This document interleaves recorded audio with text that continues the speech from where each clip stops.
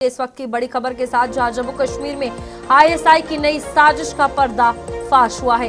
अब राष्ट्रीय सियासी दलों में घुसपैठ करवाने की फिराक में आईएसआई था।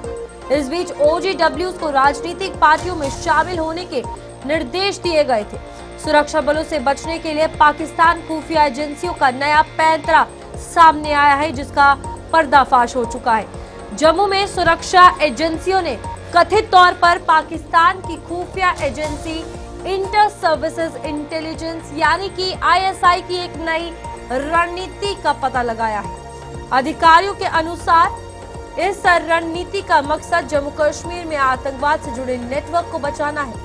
इसके लिए ओवरग्राउंड वर्कर्स के नाम से जाने जाने वाले लोगों को मुख्य धारा की राष्ट्रीय राजनीतिक पार्टियों से जुड़ने के लिए उकसाया जा रहा है। अधिकारियों के मुताबिक हाल की जांच और गिरफ्तार किए गए ओजीडब्ल्यू से पूछताछ में ऐसे कई मामले सामने आए हैं, जिनमें कुछ लोग मान्यता प्राप्त राजनीतिक संगठनों से जुड़े थे, जबकि वे कथित तौर पर आतंकवाद को समर्थन देने वाले नेटवर्क से भी संबंधित पाए गए हैं।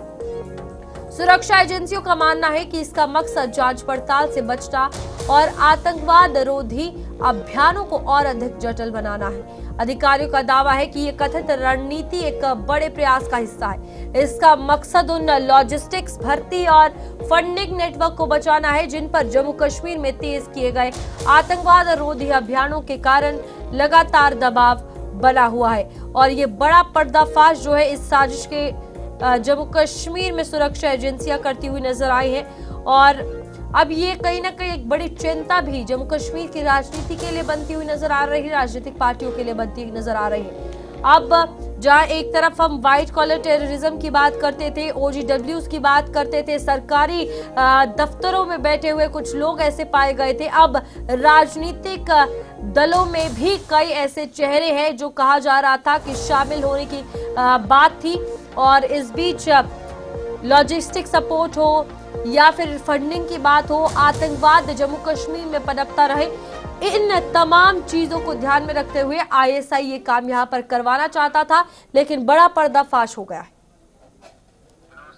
चलिए, हमारे साथ वरिष्ठ पत्रकार विनोद कुमार जुड़ चुके हैं। विनोद जी, सवाल यही रहेगा, जम्मू कश्मीर में आतंकवाद शुरू से एक बड़ा मुद्दा रहा है और आज जिस तरीके से ये बड़ा पर्दाफाश कह सकते हैं कि आईएसआई राजनीतिक दलों में लोगों को डाल रहा था, ओजीडब्ल्यूज के बतौर काम कर रहे हैं, ये कितना बड़ा खतरा है अब आगे? देखिए रूपाली, ये खतरा इस लिहाज से है क्योंकि पहले भी ऐसा होता रहा है। अगर हम तालिब हुसैन शाह की बात करें तो वो भारतीय जनता पार्टी में आईटी सेल जो भारतीय जनता पार्टी का होता है, माइनॉरिटी मोर्चा होता है, उसमें सक्रियता था। लेकिन उसके संबंध 2022 जुलाई में हमें पता चला था और पुलिस ने उसको पकड़ा भी था और लश्कर के तौबा से ताल्लुक़ रखता था। ये तो अलग बात है। लेकिन अब 5 अगस्त 2019 के बाद जिस तरीके से आतंकवाद का सफाया करने के लिए गृह मंत्रालय लगा हुआ है और जितनी सख्ती की जा रही है, उसके बाद एक रास्ता आईएसआई को नजर आया है कि जितने भी ओवरग्राउंड वर्कर हैं जिन पर गाज गिर सकती है, वो उनको कहा गया है कि आप इसमें घुसपैठ करें, ज्वाइन करें, एक कार्ड बना लें, ताकि जांच पड़ताल के दौरान कहा जाए कि ये राष्ट्रीय पार्टी का सदस्य है तो जांच पड़ताल में बाधा आ सकती है। ये एक असल मकसद है। दूसरा, जो पहले से रिक्रूटमेंट बंद हो चुकी थी, उस रिक्रूटमेंट को रिवाइव करना है तो ओजीडब्ल्यू को सुरक्षित करना पड़ेगा। आज वहाँ पर रिक्रूटमेंट पूरी तरह से बंद है। कश्मीर में कोई नया आतंकवादी पैदा नहीं हो रहा है, लेकिन आईएसआई के लिए ये मुसीबत का सबब है, इसलिए उन्होंने अपने पैंतरे को बदला है।